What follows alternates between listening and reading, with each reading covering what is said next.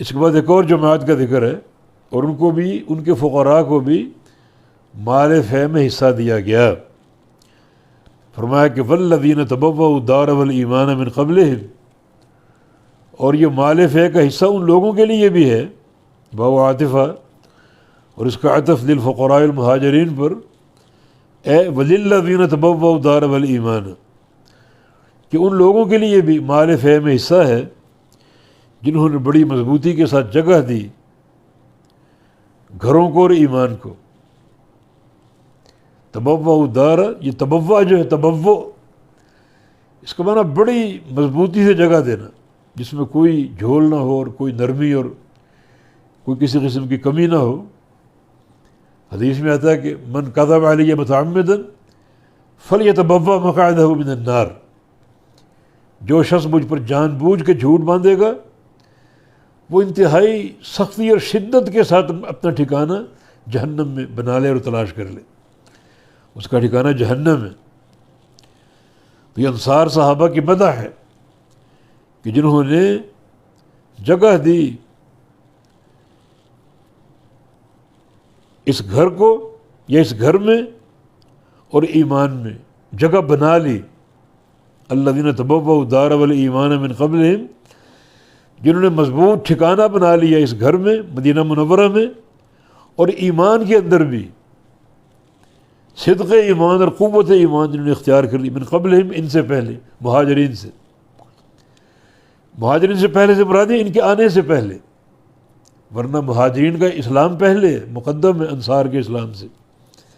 پہلے مہاجرین اسلام لائے اور پھر انصار نے اسلام قبول کیا۔ تو من قبلہم اے من قبل ہجرتہم، مہاجرین کی ہجرت سے قبل انہوں نے اسلام بھی قبول کر لیا اور ایمان میں جگہ بنا لی، اور جو سرزمین ہجرت مدینہ منورہ اس میں مضبوط ٹھکانہ بنا لی، مضبوط جگہ بنا لی۔ یہ انصار صحابہ کا کردار، اللہ تعالیٰ نے یہ مہاجرین نے ہجرت کی، ان کو توفیق دی ہجرت کی، اور ان کی مدد کے لیے انصار کی جماعت کو پہلے سے تیار کر دیا۔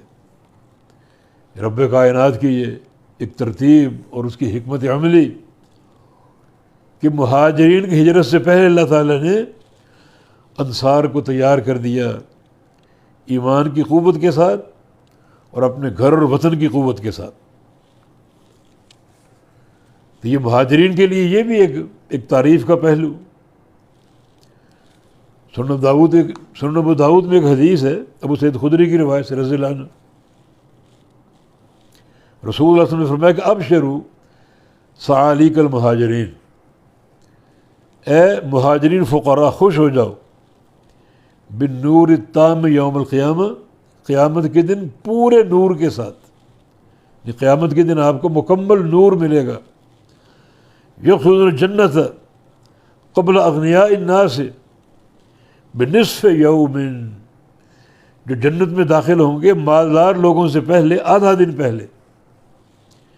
اور قیامت کا ایک دن 1000 سال کے برابر، یعنی 500 سال پہلے۔ جو فقراء ہیں وہ مالداروں سے 500 سال پہلے جنت میں داخل ہوں گے۔ تو مانا یہ ایک عظیم الشان کردار ہے ان مہاجرین کا اور بالخصوص فقراء کا، اور بالاخص ان لوگوں کا جو ہجرت کے عمل کے بعد فقیر ہوئے، اپنے مال سے محروم ہو گئے، گھروں سے محروم ہو گئے، مگر کوئی پرواہ نہ کی اور سب کچھ چھوڑ دیا۔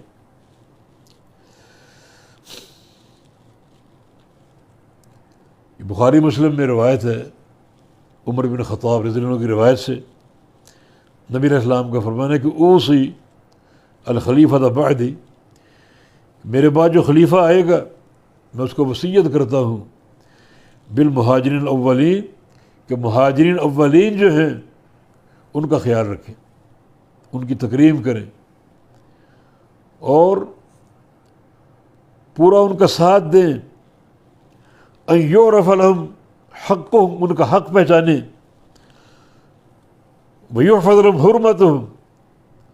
اور ان کی جو عزت اور حرمت کے تقاضے وہ ان کی حفاظت کریں۔ اور فرمایا کہ وہ اوصیہ بالانصار، اسی طرح اپنے بعد آنے والے خلیفہ کو میں وصیت کرتا ہوں انصار صحابہ کے بارے میں جنہوں نے ان سے قبل اس گھر میں مدینہ میں اور ایمان میں جگہ بنا لی، ان یقبل من محسنہم ویتجاوز عن مسیئہم، کہ ہر انصاری صحابی جو اچھا کرے اس کی اچھائی قبول کرے، اور اگر کوئی غلط ہو جائے تو اس کو معاف کرے۔ اور ایک حدیث میں نبی علیہ السلام کا فرمان ہے کہ آیت الایمان حب الانصار وآیت النفاق بغض الانصار،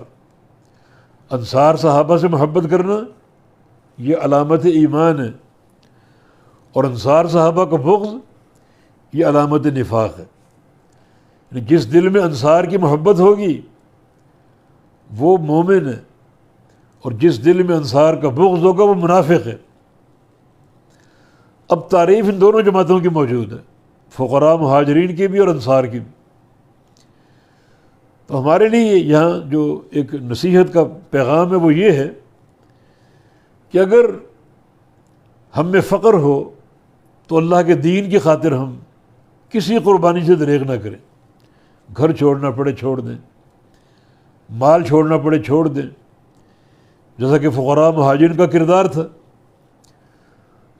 وطن چھوڑنا پڑے چھوڑ دیں۔ تو بڑے اس کے درجات ہیں، یہ کتنے فرامین اللہ تعالیٰ کے فقراء مہاجرین کے بارے میں اور ان کے اس کردار کے بارے میں، اور بالآخر ان کو صادقین قرار دیا، سچے لوگ ہیں یہ، عقیدے کے، ایمان کے، منہج کے، خلق کے، عمل کے، گفتار کے، ہر لحاظ سے سچے، ان کو پرکھ لیا ہم نے، اور بہت بڑی گواہی ہے۔ اسی طرح اگر موقع ملے نصرت کے عمل کا، جو انصار کا عمل تھا، انہوں نے ان فقراء کو گلے لگایا، گھروں کے دروازے کھول دیے، حتیٰ کہ اپنے کاروبار میں شریک کر لیا، حتیٰ کہ بعض نے پیشکش کی کہ میری 2 بیویاں ہیں، ایک کو میں تمہاری خاطر طلاق دے دوں، تم اس سے نکاح کر لو۔ ایسی ایسی قربانیوں کی لازوال داستان۔ اور پھر رسول اللہ علیہ وسلم نے ہر مہاجر کی کسی نہ کسی انصار صحابی سے مواخات کرائی، ان میں بھائی چارہ قائم کیا، تاکہ ہر انصاری صحابی ایک نہ ایک مہاجر کا خیال رکھے، اس سے دوستی رکھے، اس کی مدد اور کفالت کرے۔ تو دونوں عمل بڑے قابل قدر ہیں، مہاجرین کی ہجرت اور انصار کی نصرت۔ تو جو بھی موقع ملے اسلام کی خاطر، ترک وطن، ترک مال، ترک گھر، بندہ دریغ نہ کرے، بڑے اس کے درجات ہیں۔ اور پھر جو فقراء ہیں، لٹے پٹے لوگ، ان کے لیے اپنے گھروں کے دروازے کھولنا، ان کی مدد کرنا، نصرت کرنا ان کی، یہ انصار کا عمل تھا، اتنا عظیم عمل کہ اللہ پاک نے فرمایا نبی علیہ السلام کی زبان سے کہ انصار کی محبت علامت ایمان ہے، اور انصار کا بغض جو ہے وہ علامت نفاق ہے۔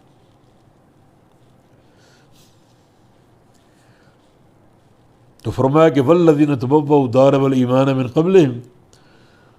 اور وہ لوگ جنہوں نے جگہ بنا لی اس گھر مدینہ منورہ میں اور ایمان میں، من قبلہم، ان سے پہلے، یعنی ان کے آنے سے پہلے، ان کی ہجرت سے پہلے۔ اور یہ سلسلہ تقریباً 2 سال پہلے شروع ہوا، ان مہاجرین کی ہجرت سے 2 سال پہلے یہ سلسلہ شروع ہوا، جب انصار مدینہ